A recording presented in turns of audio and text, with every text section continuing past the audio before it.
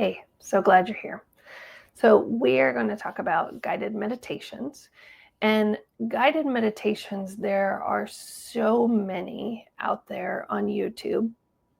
But what a guided meditation does is walks you through a relaxation of imagery.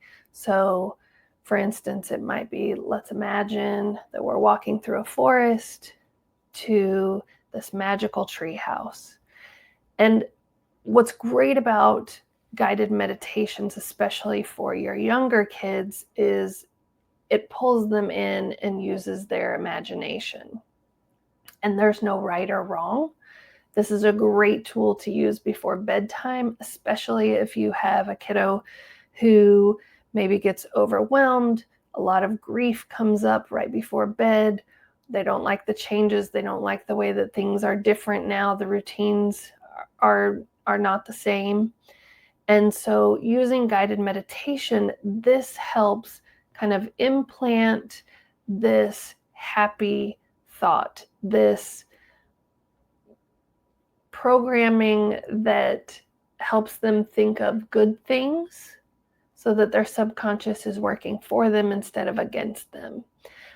When we don't help our kids think of good things before they go to bed, then they're stuck thinking about all of the bad things, the things that are upsetting, the things that are worrying them, and then they actually grow overnight and they're not getting sleep. And then most likely, if they're not getting great sleep, then you have grumpy kids in the morning. So again, guided meditation is always a great thing to use for any age, but there are a lot of different variations out on YouTube. So as I always recommend, you listen to it first, check out the tone, the speed, the voice tone is really important, especially for our kids who take in sensory input. There are certain voices that might feel like nails on a chalkboard and others that feel more calming and soothing. And you want a pace that feels good and a topic of something that you would want your child to listen to before bed.